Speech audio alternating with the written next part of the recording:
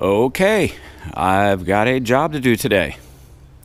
Actually have several, but this one is going to be kind of high on my priority. So we are right here at the beginning of the cutting season again.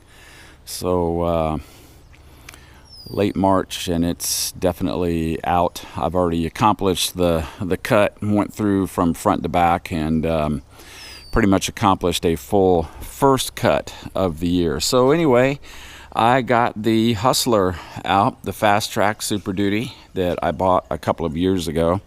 I bought this mower used, and it is a 2015 model. It has about 370 hours on it now. And so I got it out the other day to do the first cut on it. It cranked right up. Oil level checked good. It was running fine, and I got out in the very front of the property, and I got off of it, disengaged the blade for just a moment. I had a stick in the way that I needed to move. I got back on it to re-engage the blade, and nothing.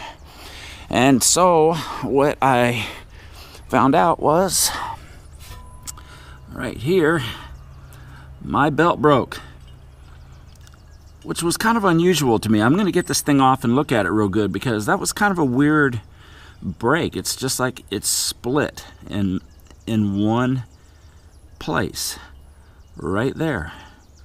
Other than that, the belt looks good. I mean, there was no thread showing on it or anything. So I get it off, take a better look at it. I was just kind of it was just kind of curious to me as to why that thing broke like that. But anyway, I'll figure it out here in a minute. I've got a new belt, and so that's going to be the job for today, is to get that belt on there. It's not hard to do. In fact, other than just taking these end caps off to expose that pulley that's underneath there, you pretty much don't need any tools to do this thing. It's just a matter of making sure that it's wound in the right direction around the pulleys. And then while I'm at it, I'm going to go ahead and do the first service on it.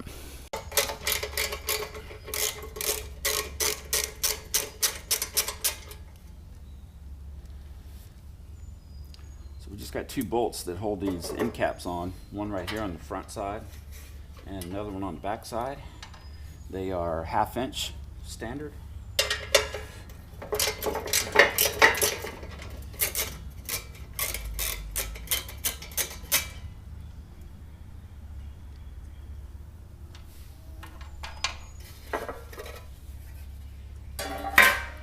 Exposes that pulley on the end.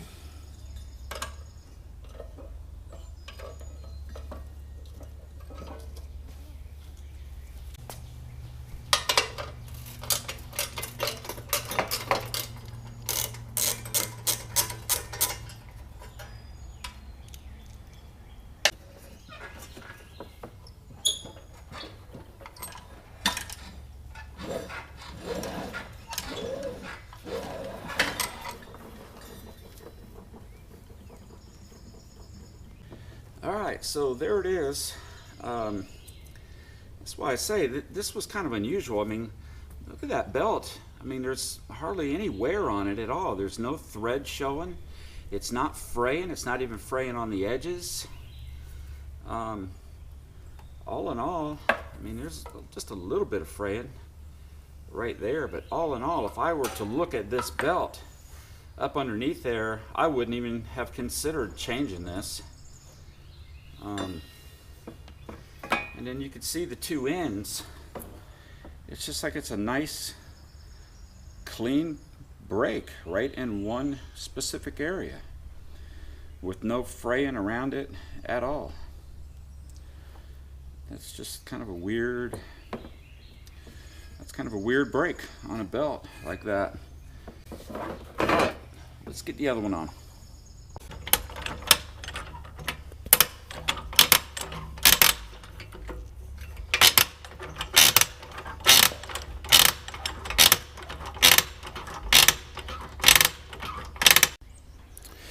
Okay, so I went to the manual online, and I looked at the routing of the belt, and here is a diagram of it.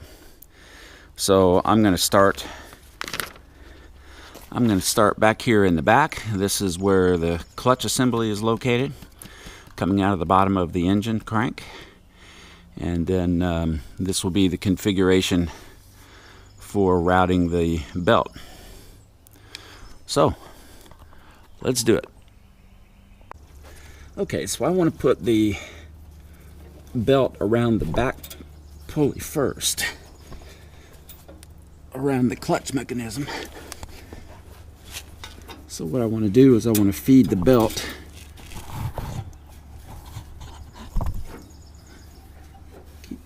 knocking my camera over while I'm doing this. I'm going to go ahead and feed the belt up through there like that.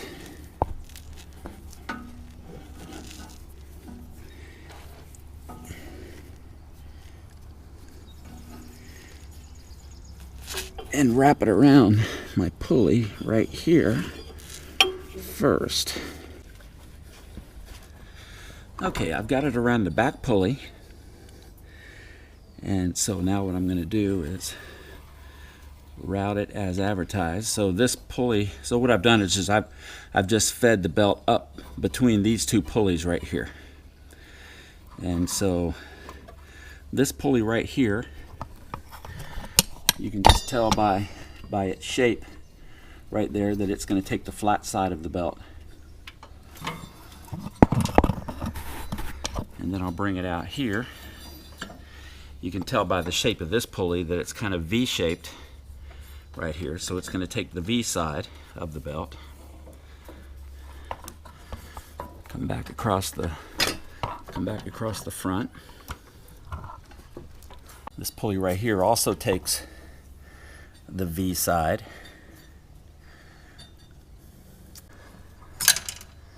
Needs to run under my spring.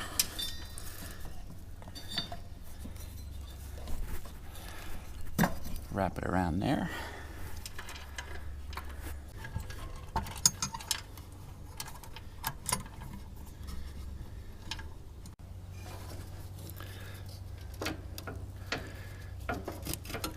Okay, so we get to this last side over here, and this is where I'm going to be pulling the belt against the tensioner right here. So all I really need to do is just get a good handle on it, pull it against that tensioner,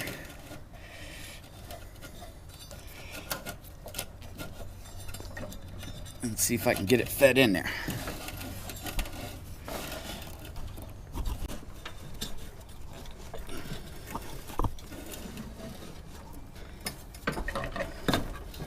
And there we go.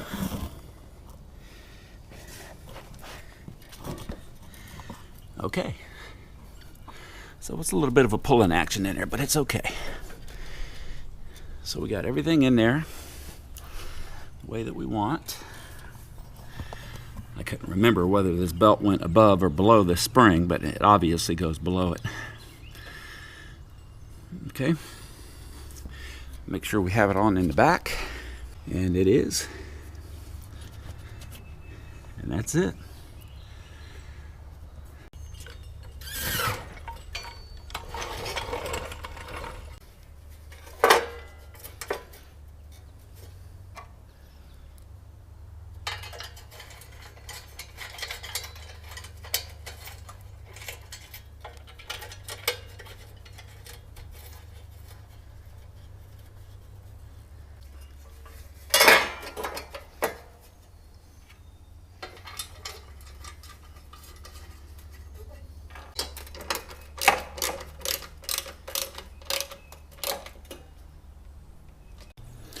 Alright, we're going to go ahead and drain the oil out of here. I'll get the cap off, just loosen it up a little bit, let that cavity breathe.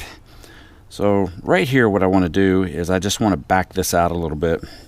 This is one of those deals right here where it's got the drain tube. That little fastener right there that I'm going to unscrew and back out to let the oil drain is a 10 millimeter. So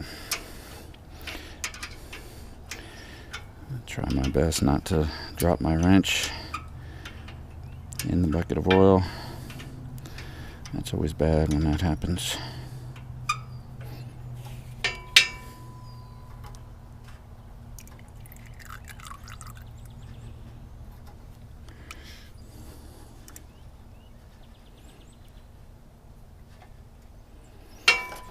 All right, and it's draining. Okay, so while the oil is draining, I'll go ahead and get the filter off. I have one of these little deals. I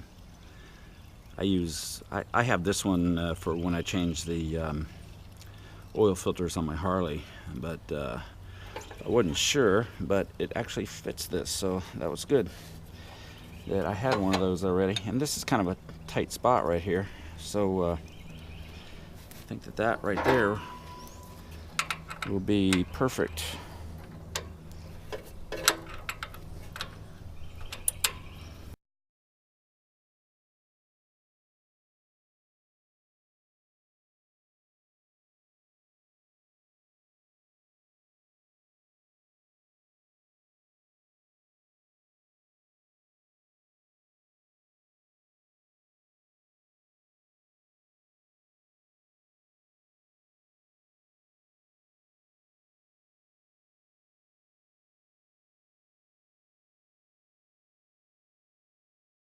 Okay, so what I have here is a kit that I bought.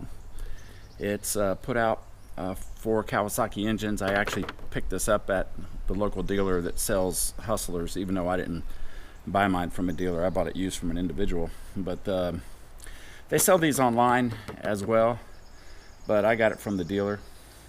And so what it has in it, it has the large outside air filter. It comes with 2 quarts of oil. It has the new oil filter for it as well. It comes with new spark plugs and a fuel filter. So it comes as one kit. Like I say, you can get these online. I got this at my local dealer. And they're pretty proud of it. That kit right there cost $82.56. So let's open it up.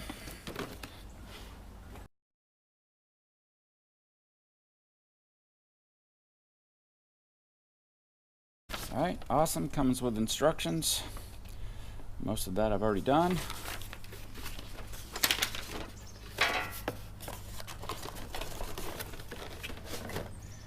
Here is the 2 quarts of Kawasaki 4-cylinder engine oil.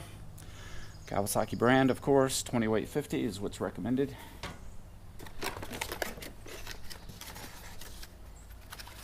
There's my spark plugs. There is my new oil filter. Excellent. And let's see, there should be a fuel filter in there somewhere. Ah, there it is. Okay, so it all comes packed up in this little box, all handy. Okay, good. So we got everything that we need. Let's get that oil filter on.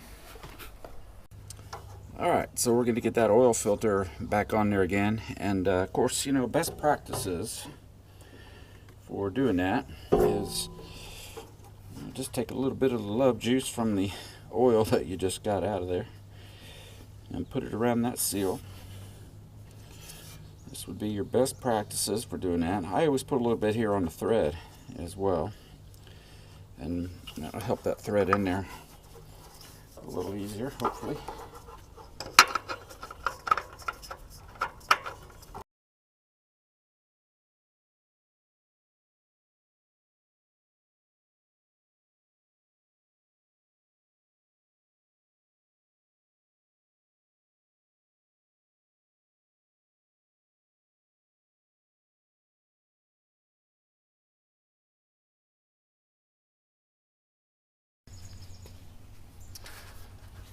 Okay, so on this engine, the oil fill and the dipstick are one and the same. So right here where my dipstick is also where I'm going to fill it.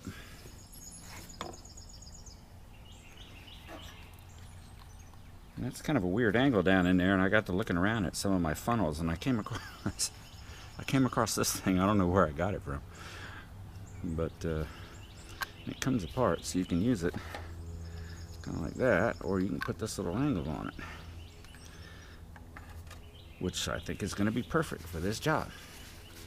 So let's give it a try. Also, I read in those directions right there, which is highly unusual for me to read the directions, but I read in the directions that this thing takes 2.2 quarts, but I only have 2 in the kit, so let's just go ahead and see what happens.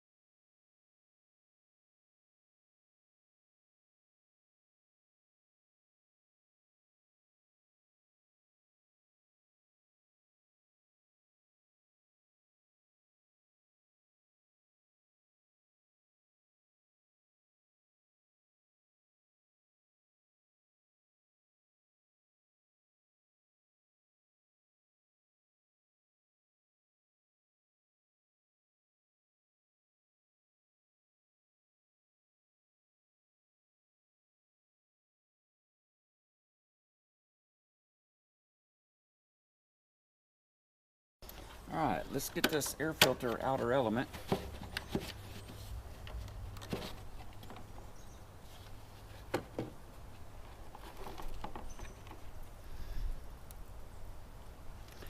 It's actually not too bad, but I've got a new one and we're going to do it.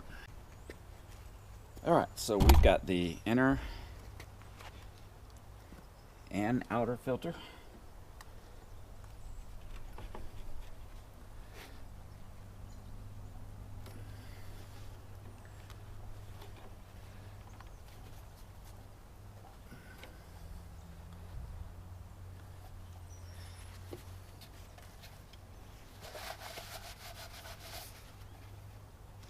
You always want to make sure that this isn't all clogged up either.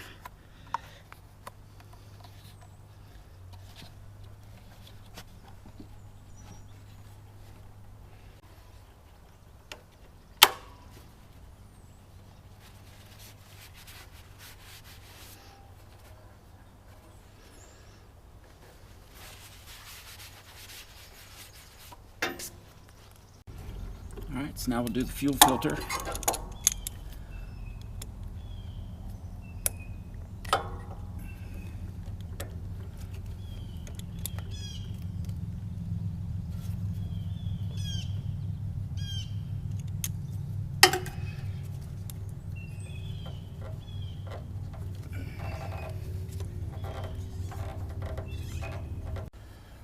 Okay, so we'll put the new filter in, and then it's got a flow on there. You want to make sure that it's going in the right direction, so we can see right here that it has the flow arrow going out there.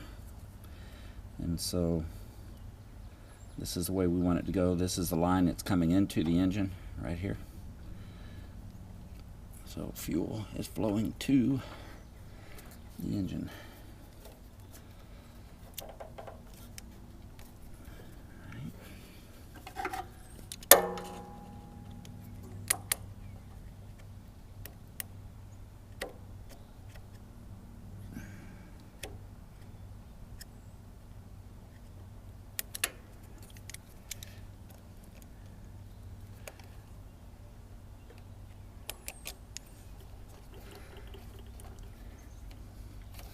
All right, filter is on there.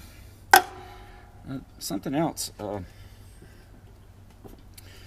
significant difference in the filter that I took off of there and the one that I just put on. This is what came in the kit, but this is the one that I'm taking off of there. So I'm gonna have to keep an eye on that filter and see how quickly it gets clogged up. That is a significant difference. But I mean, that kit that I got, that came in it. That's the one from Kawasaki. So I'm not sure where this one came from. Like I said, I've gotten this thing used, so no telling. Okay, fuel filter's done. Let's go for the spark plugs.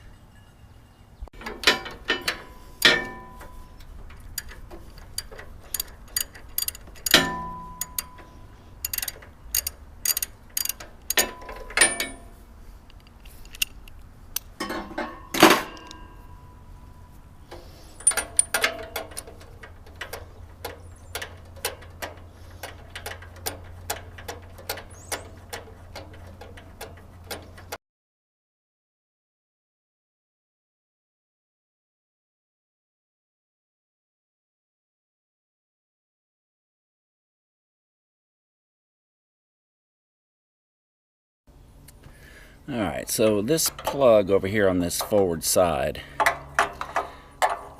it's a little tricky. You can get the socket in there to it like that, but there's not enough room between the socket and this frame right here to get your ratchet in there. So I'm having to get kind of creative here and just get a ratchet wrench. This is a 7/8. Do it that way. Luckily, that spark plug socket has a pattern on the end of it where you can put a wrench on it. So you can see where a normal socket wouldn't have had that on there. The spark plug socket did. So you can get to it that way.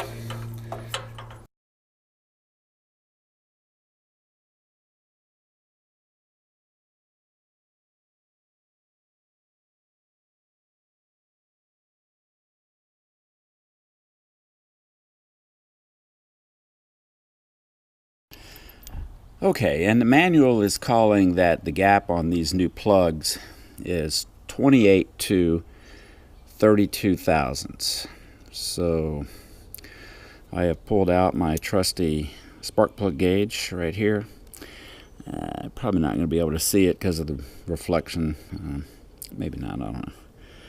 But anyway, 20, 30, 40, 50, 60, 70, all the way around is what we're looking for. 28 to 32 thousandths is what they're calling for on that gap. So we're going to stick this thing in there. And let's see. There we go. And I'm just a little shy of 30 thousandths right there. So that's sitting right where I want it. Alright, so that's one of them. And then this one right here. And that is just a little over, but it's not, it's right at about 32.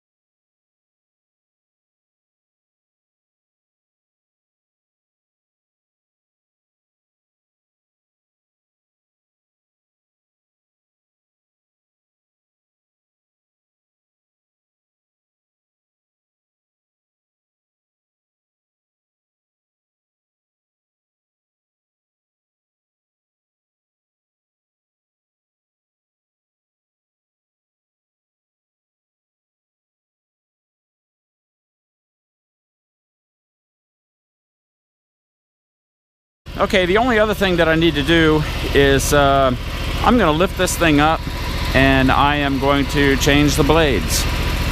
So let me just check to make sure everything's okay after I let it run here for a minute. And then I'm going to change the blades out on it, and that should be it for this season. So let's get to those blades.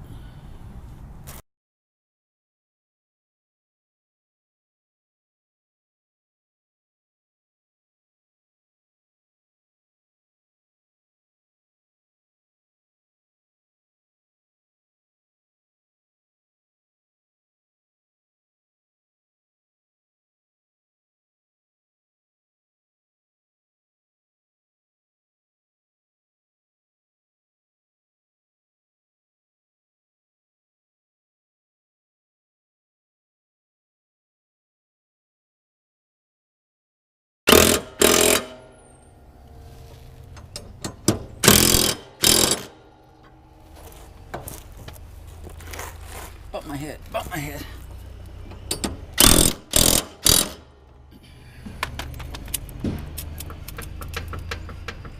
Done.